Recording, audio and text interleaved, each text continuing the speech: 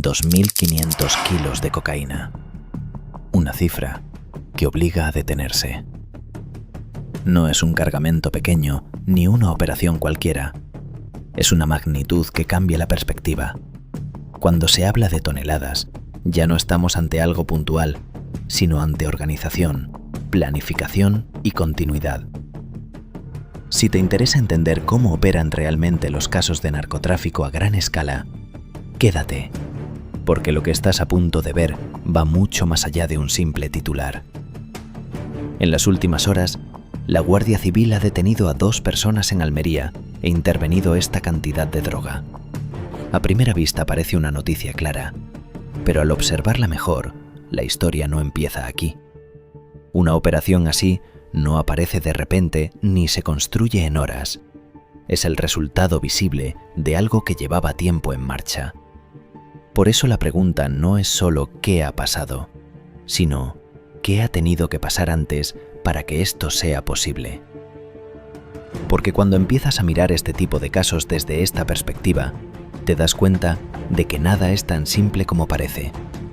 Si quieres que siga desmenuzando situaciones así, apóyalo con un like. Ninguna operación de este nivel ocurre por casualidad. Detrás hay tiempo, meses de trabajo discreto, observación constante y análisis de movimientos aparentemente pequeños. Nada sucede de un día para otro, y mucho menos cuando hablamos de una magnitud como esta, donde cada decisión tiene consecuencias y cada error puede comprometer toda la estructura. Mover 2.500 kilos exige rutas claras, contactos fiables, logística precisa y coordinación entre varias personas. No se trata únicamente de transportar una mercancía, sino de sostener un sistema que funcione sin interrupciones, donde cada elemento depende del siguiente. Hay planificación, hay jerarquía y hay una forma de operar que se repite. Todo deja señales, aunque no siempre sean evidentes a simple vista, y es precisamente ahí donde empieza el verdadero trabajo de análisis. Si te estás preguntando cómo es posible que una operación de este tamaño pueda avanzar sin ser detectada desde el principio, sigue atento, porque lo que viene ahora es clave para entenderlo. A partir de ahí, comienza una fase mucho más compleja: reconstruir patrones, conectar movimientos, identificar repeticiones y detectar comportamientos que, de forma aislada, no dicen nada, pero juntos empiezan a construir una imagen mucho más clara. Lo que al principio parece puntual termina mostrando continuidad, y esa continuidad es la que permite entender que no estamos ante algo improvisado.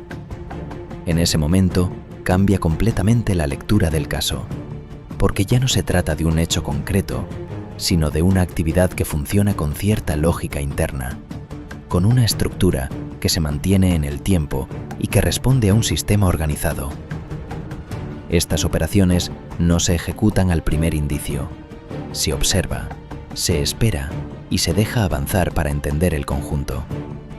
Ese margen de tiempo no es un fallo, forma parte del proceso, porque intervenir demasiado pronto puede impedir ver la dimensión real de lo que está ocurriendo y dejar fuera piezas clave que aún no han salido a la superficie. Cuando finalmente se actúa, es porque ya se ha visto lo suficiente. Y eso implica algo importante.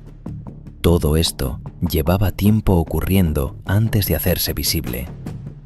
Lo que aparece en el momento de la intervención no es el inicio, es solo la parte que ya no se puede ocultar. Ahí es donde empieza a entenderse que cada elemento que aparece, personas, rutas, movimientos, forma parte de algo más amplio, algo que no se construye en días, sino que se desarrolla con el tiempo y con una lógica muy concreta detrás.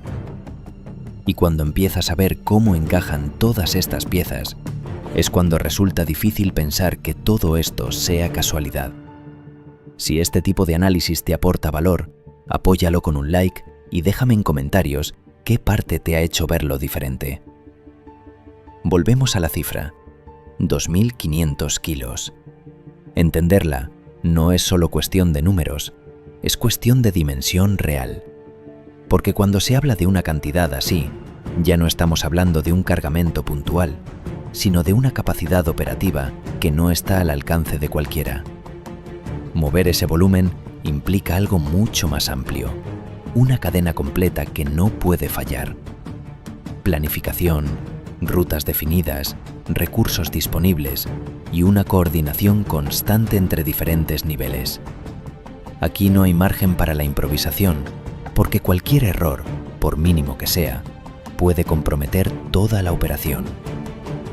¿Te has preguntado cómo es posible que una cantidad así pueda recorrer trayectos completos, cruzar puntos de control e incluso fronteras sin ser detectada en el camino?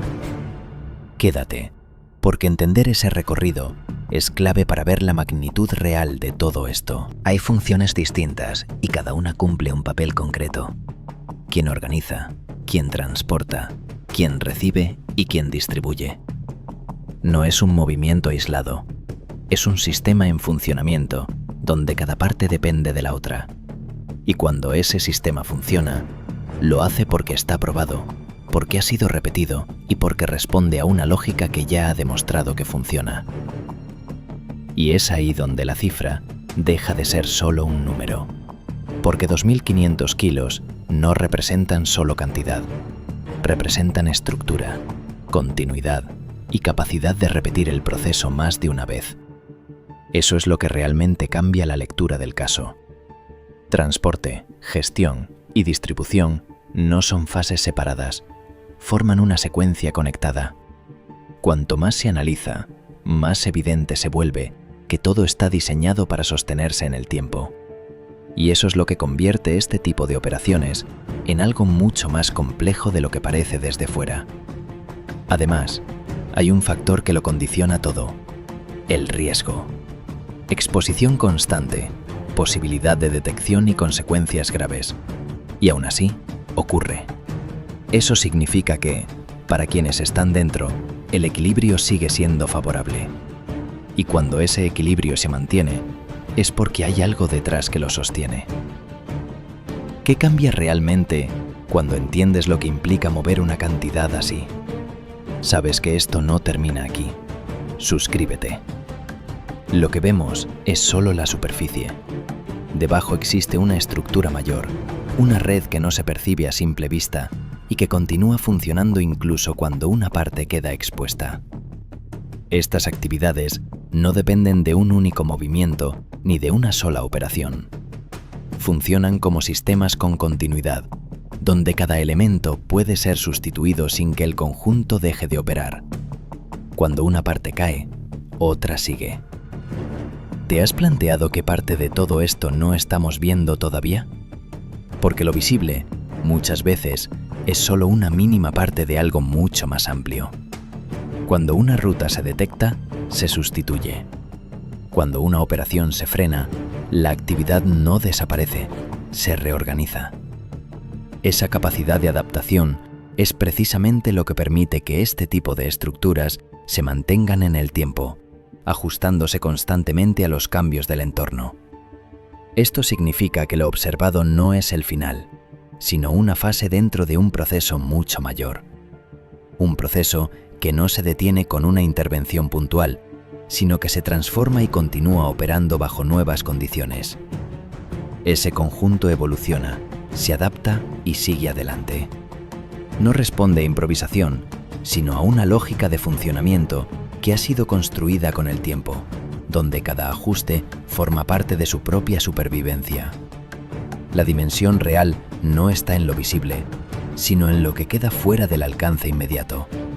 Y es ahí donde muchas veces se pierde la verdadera lectura de este tipo de casos.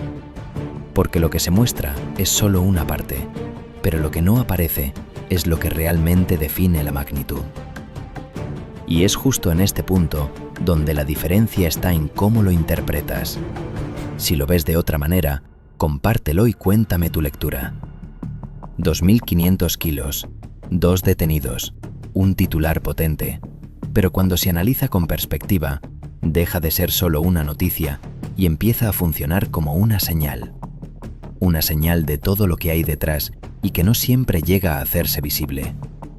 Porque cada intervención no solo detiene una parte, también expone una estructura. Una que no se construye en días ni se sostiene por casualidad, sino que responde a una forma de operar que lleva tiempo funcionando antes de salir a la superficie.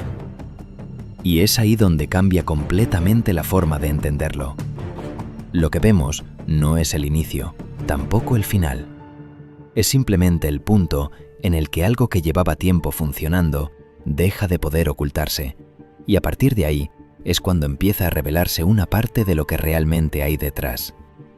Y en ese momento, la pregunta ya no es qué se ha encontrado, sino qué queda todavía fuera de ese foco, qué otras piezas siguen sin aparecer y hasta dónde llega realmente todo esto. Porque en este tipo de casos, lo más importante no siempre es lo que se descubre, sino lo que aún no ha salido a la luz.